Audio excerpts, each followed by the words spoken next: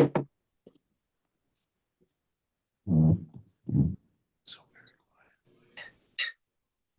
Amy, whenever you're ready. All right, I'd like to call the meeting to order. Please stand for the Pledge of Allegiance. I pledge allegiance to the flag of the United States of America and to the republic for which it stands, one nation, under God, indivisible, with liberty and justice for all.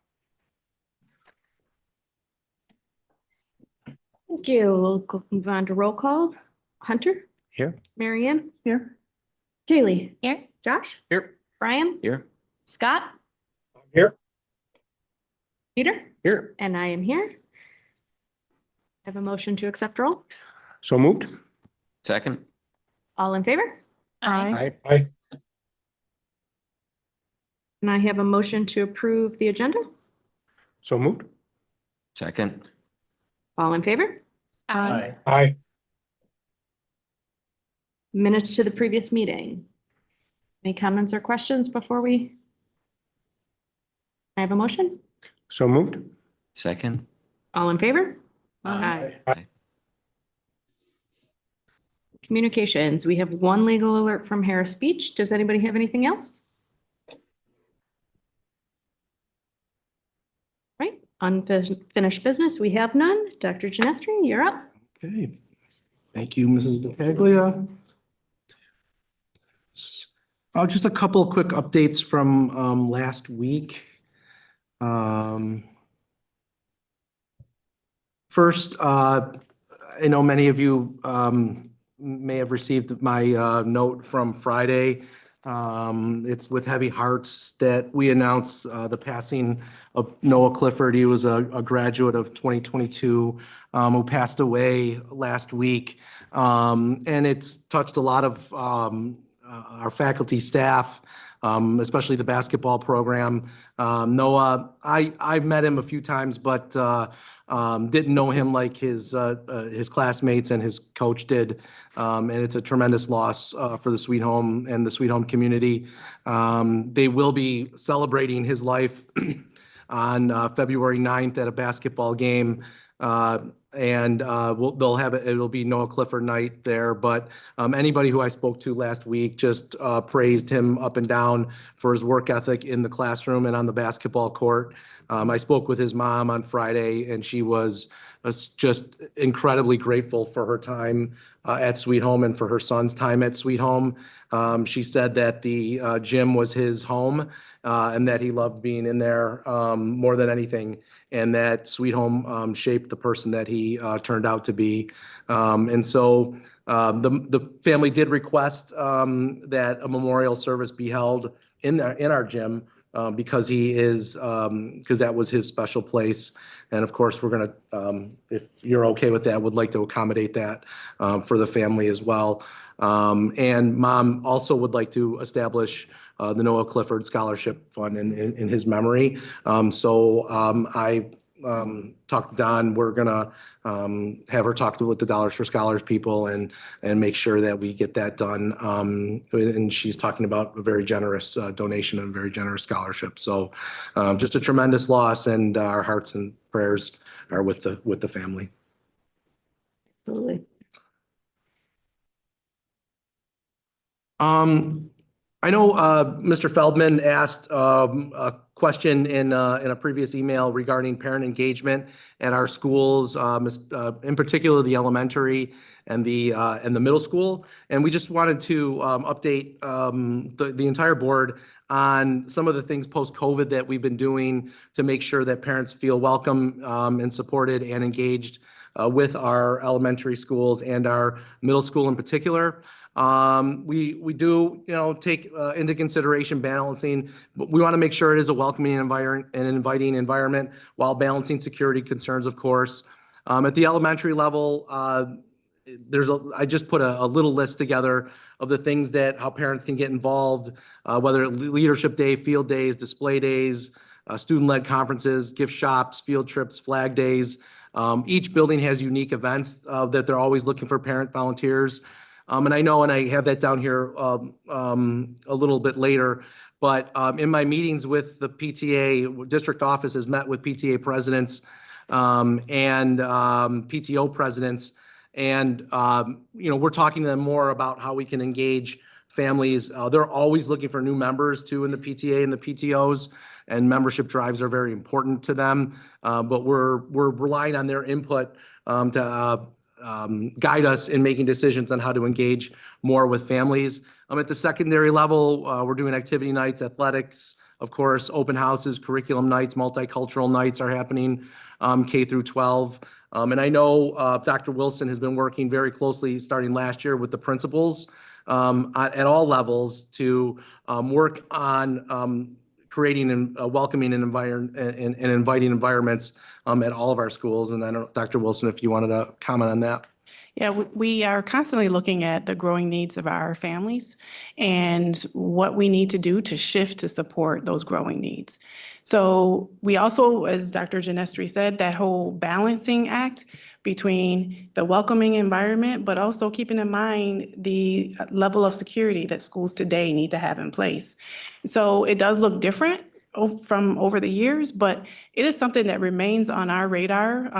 We meet with the principals, the elementary principals monthly. The secondary principals have individual meetings. There's one of each, middle school and high school.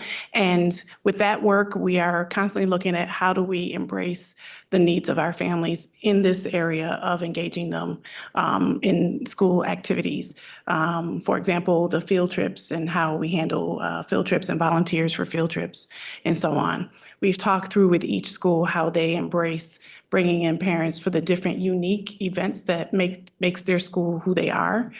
So those traditions and making sure that they have what they need in place, and they have, we are a sounding board in even communicating those needs. So we'll even look at letters that we're going to send out to make sure that the language is as welcoming as can be. So we just continue to keep that ear open to families and what they need, and keep an open mind on what we need to continue to adjust. Anyone had any questions about that? No, I think it's important that we continue to remind parents that we are doing the best we can to get parents in, but we have 3,400, how many kids? 3,600. 3,600 kids we're responsible for, and sometimes parents are a little myopic and only see, their child, but, we've got 3,600 kids to keep safe, so we have a much bigger picture, so. That's exactly the point of view that the principals, of course, and we have when we're talking this through, that yes, we want to make sure we're open and inviting, but that we do keep in mind that today's school does need a different level of security. So, and I think, on that note, the best and probably most unburiedable, if that's a word, to get into schools and to help out and be a volunteer is through your PTO, PTA, PTSA. Yeah, to that end. So I raised the issue, and I heard some voices from a very limited sample size, admittedly. But I just wanted to make sure that we kind of daylighted the concerns and talked through them. So I would just simply encourage the continuation of that engagement with the PTOs and PTSAs, because I think that's really the nexus, just like Mrs. Battaglia said about for parent volunteers. And those are the folks, it's the volunteers, not necessarily just parents who want to go visit. It's the folks who want to volunteer. Yeah. And that's always going to flow through that conduit of the PTSA. So I think that's a great initiative, and I think it should continue. And I think it'll go a long way if it continues to be part of that conversation with that organization. I think we're good. Yeah, and we're going to meet 4 times a year with at district office with the presidents. We've done 2 of them already. They've been very, very good conversations, and just keeping that line of communication open. So, yeah. So thank you. I appreciate the time on the agenda today. Absolutely. Just a reminder, computer-based testing, we are full go, and the full simulation is the 24th. The window does open tomorrow, so we're going to do some pre-work starting tomorrow. But as you know, we did close school for inclement weather tomorrow. And so we'll pick that up on Thursday or Friday when we get back. But January 24th is the big day. We expect it to go very smoothly. Of course, we will be on hand to fix any bugs that may happen, but we will be full on ready to go when the actual tests happen in March and April. So if there was to be like a snowstorm or something, would that just be pushed to the next day? Yeah. So there's no One of the that. No, one of the beauties of, well, for the simulation, we're gonna do the simulation. If there is a snow day, we'll figure that out, for sure. I think one of the beauties with computer-based testing is that the window is so large that if things do happen inside that window in March or April, we can easily adjust and adapt. Where paper-based is that date, and you gotta get it done on that date. And then Mrs. Battaglia and I just attended for a few minutes anyway, the first ever all-girls wrestling match at Sweet Home tonight. History was being made down there, and it was a decent crowd. And we had, I think, about eight wrestlers on the girls' side taking on Alexander tonight, and kind of witnessing history, which was very cool to see down there. So best wishes to our Sweet Home girls wrestling team. And according to Mr. Schumo, we're going to have at least 2 qualify for states, which is exciting. And we will continue with our focus groups. We've already had the administrators last week. Definitely some fruitful conversations with them regarding our next capital project and what they would like to see in their buildings. We do have parents coming up on the 24th. We did have a student day scheduled for tomorrow, but we'll obviously reschedule that. I think Dr. Wilson already worked on that. Yeah, we're working on some dates. It may span into February, just because we have the computer-based testing going on that we're trying to work around. And then teachers and staff will be on the 24th as well. What's the parents' response been? Because I know I mentioned it at our PTA and said, please, you Yep. know. I got to make another push. It's been a little slow. So we want, we've had a couple email me and asking to be volunteers on it, and they're signed up and ready to go. But we definitely would love to get, I'm going to put it out on my Friday memo, and I'm sure that we'll probably fill the room then. This would be great to have representation from every school. Absolutely. Absolutely.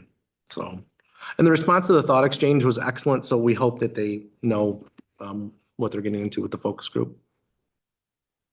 And then just a simple reminder, our meat raffle for Chef, February 10th, a giant fundraiser for them. They do such great work, and we want to promote this in every avenue possible to get the word out there. I know they're selling tables now and filling up, so hopefully we sell the event out and it raises a ton of money for Chef and all the good work that they do. And that's what I have for tonight. Oh, there was one more thing. Mrs. Jason, you asked about the science of reading and the governor's announcement. So we looked into that. The governor announced professional dollars for professional development in terms of science of reading. We've had a couple PDs in district already on the science of reading. I attended a conference with Ms. Kozakowski last week at BOCES on the science of reading that was basically held by the state. And there were thousands of educators across the state in on that conference, and how the concept is moving forward. It's not a set curriculum, it's not a program, sort of say, but it's a concept to use evidence-based research to develop things like phonics and vocabulary skills. And where are we on that page? So last year, the question came up, this is an age-old argument, but it bubbled up again. And we took a step back to think about, well, if we were to answer that question, would we all say the same thing about our beliefs and our approach to literacy? So we all anchored in on Shifting the Balance, which is a book that is designed to bring the science of reading into the balanced literacy classroom, which is that's the argument, which is the best approach. What we believe is that our students come with many different needs, and so we really need to have multiple ways to help our students really master reading at a high level at the elementary schools, in the elementary schools. So we really anchored in on that. This year, with the addition of Director Kozakowski, she comes in with a strong background in early literacy. And so we're looking at our literacy blocks at the elementary school and looking at how we're consistently implementing the things that we say we believe around the shift in literacy, that bringing the balance together.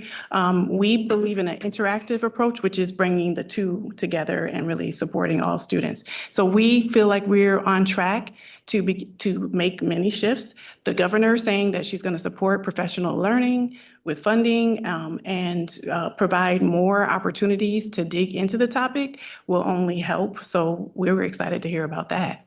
So What kind of opportunities as far as funding can we make use of as far as, things that are going to help us as, as we talk about budgets next month. Oh, in our Our Sweet Home district, budget. yes. So we are already engaged because we started digging into this already, and it was already where we were as far as our core beliefs around literacy, early literacy instruction. We were already on track to have many things in place, the materials and things that we need. We're looking at trying to be more consistent with a couple of different curriculum programs. For example, we have a phonics program, Foundations is called. It's used in one of our elementary schools. It's proven to be very successful. We need to look deeper into that. There's another one, UFly, which is a Florida program, University of Florida program, that is overall comprehensive, structured reading approach, which is the science of reading. When you hear science of reading, it's the structured reading approach that they're talking about. So we're looking at how we are more consistent with that. We have to do the same work that we did with math. It's just, this one will take us a little bit longer in time, only because the elementary schools are really in 4 different places. And so we don't want to snatch away the things that are working well and replace it without really looking at what works well for everyone across the board and then add to it. So we're in the middle of that work. So that's why looking at those literacy blocks is so important. Are we looking at additional people funding? Like, would this fund, if we needed another reading specialist, would this fund that? Or is this not a consistent drain of, and it's a one-time shot type thing? The governor's money was allocated for professional development. Okay, so not people. And professional development is what we need. The consistent professional development, that's key to everything. Because when you have different places where you've provided professional development, it leads to gaps, right? So we want to make sure we have that consistent professional development, and that's what she's saying she's going to offer. So if there's follow through with that, that will be very much something that will support our work. When we were visiting the elementary schools last year in our traveling meetings, we had, I think every elementary school had presented on their science program and how they were embedding literacy in their science programs. Is that something that's literature in science? That's not science of reading, but are they related at all? Is there a way that we can kind of bring those together, or is it just still 2 separate things? That's a really good practice. It's a best practice to teaching science and social studies. I can say that when we talk about the 4 elementary schools being in different places, they are all in different places when it comes to that, incorporating science into literacy. There are a couple places where we have the separate science block. So we want to look at how we begin to come together and have that consistency. They all end up in the same middle school, right? All of our students. And so we want to make sure that our tier 1, which is the first level of instruction, is consistent across the board, so every student has opportunity and access.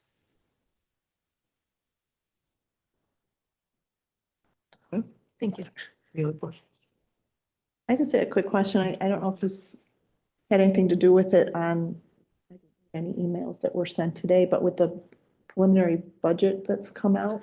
So we got the state aid run today. Mr. Feldman and I took a quick glance at it. It looks to be promising right now as far as what our aid goes, but we've got to do a deeper dive. It came out, I think, 3 o'clock today. Yeah, well, just one word of caution there. There is a UPK grant. Remember, there's the federal grant that we traditionally received, which was about $700,000 for us.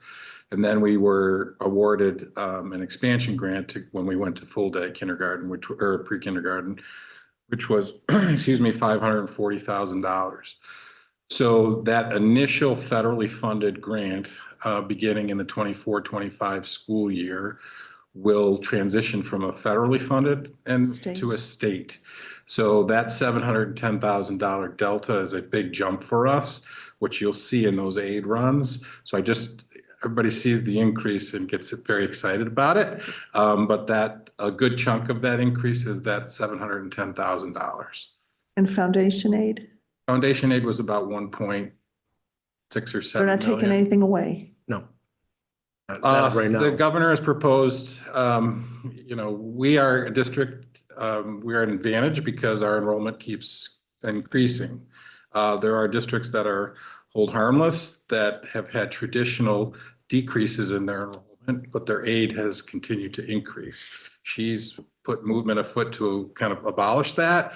So if you see in some of the runs, some of our neighboring school districts have seen a decrease in foundation aid because their enrollment has decreased.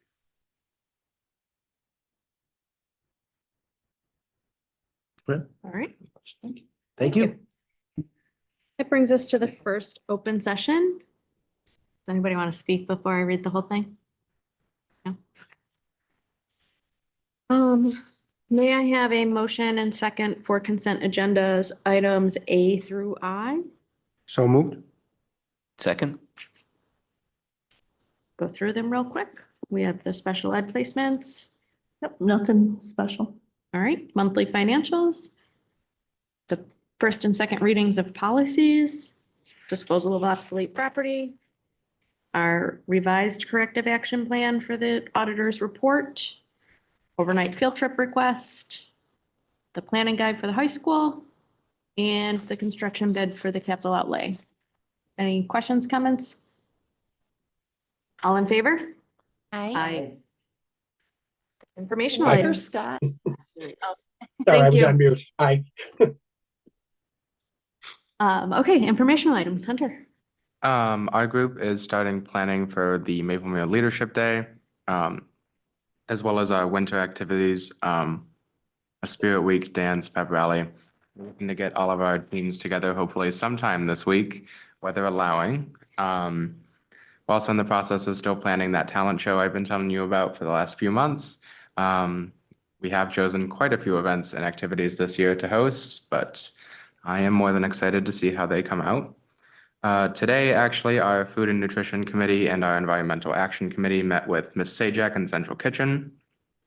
They talked about the continued partnership for the rest of this year, communication between school cafeterias and Central Kitchen, accommodations for dietary restrictions, and the likes and dislikes of food of our students in cafeterias. They talked about possibly setting up a QR code for feedback, focus groups potentially to allow students to have a platform to share their voice. They also talked about accommodations that are already in place for those with dietary restrictions and how we can best advertise those options to our students, many of whom do not know they exist. Unfortunately, myself and our Vice President, Erica, were unable to attend the meeting, but I would like to thank our chairs, Matt Spence and Haley Starr, for continuously representing our executive team and leading the conversation with Central Kitchen. Student Gov has been holding meetings with Central Kitchen and Ms. Sajak for this will be our third year, I believe. Every time that we are there, always a great conversation. It's allowed us to develop such an amazing relationship with everyone over there.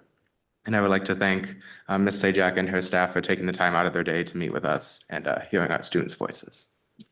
Great. Anything else? No. That's all.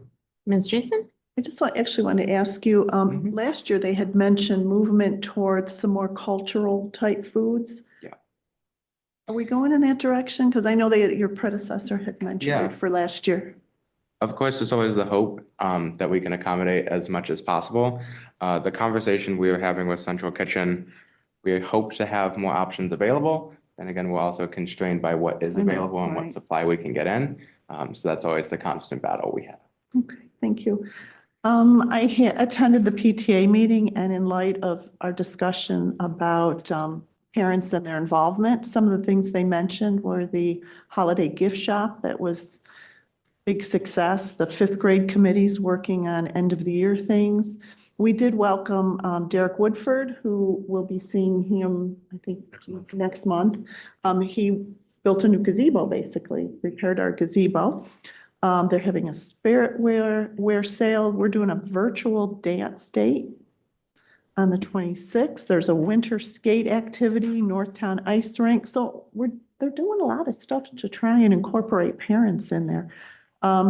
During the report For Mr. Ryan, they mentioned the simulation that was coming up. He did mention that student-led conferences, some feedback he received, 95% of the conferences scheduled were attended, which, great feedback. The community club food drive for Chef, there this month, I think or last month was breakfast food. So when you walk into Maplemere, there's just cereal everywhere. Let's see, multicultural night, mark your calendars, 2/1. I think all of us received something about that. And then, let's see, that's about it for there. And then I had my monthly sit down with Mr. Ryan and we had a good discussion on, moving forward at Maplemere, any, budget needs.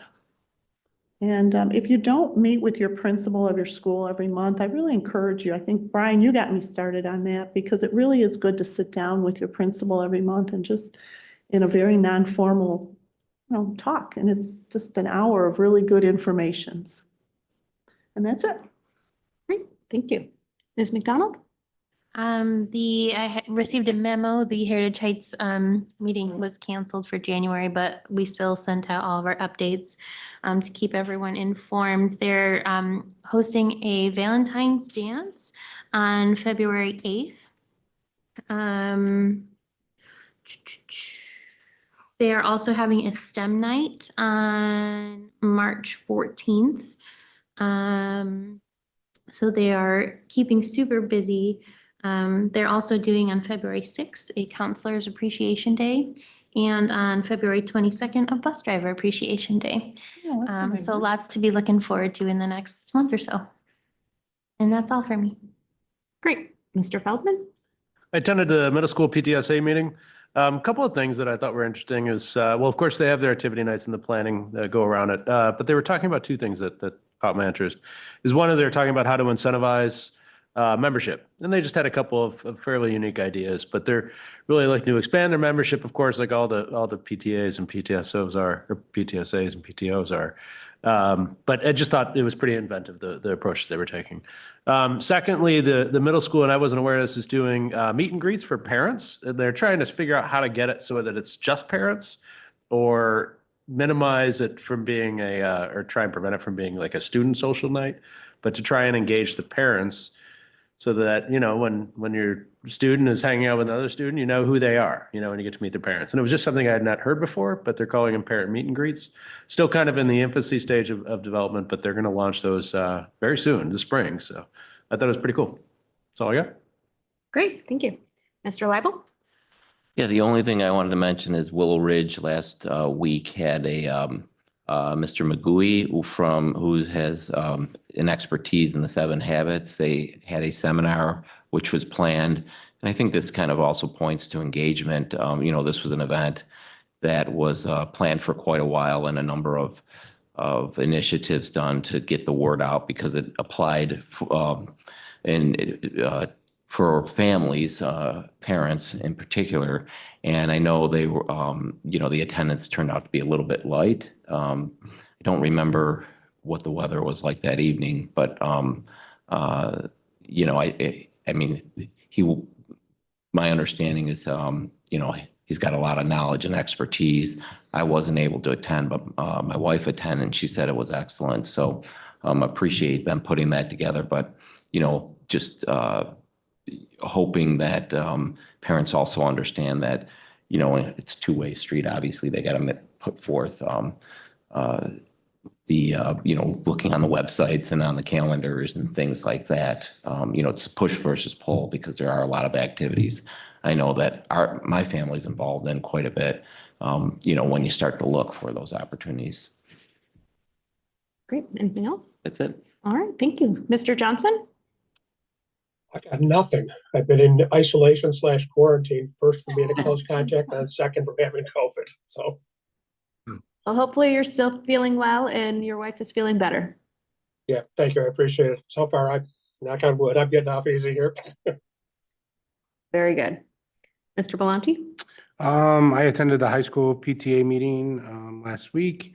So they're pretty much done with their fundraising. They did a very good job this year to meet their needs. So the fundraising is going to go towards scholarships, their ad for the yearbook, ad for the musical, playbill, and a few other things. They were looking at they're going to start looking at their fundraisers. It seems that a lot of the attention and the hard work that they put in goes into lower output fundraisers, that the higher output fundraisers seem to be less stressful on the volunteers. So they're going to look at reevaluating some of the fundraising that they do for next year. Membership is doing good.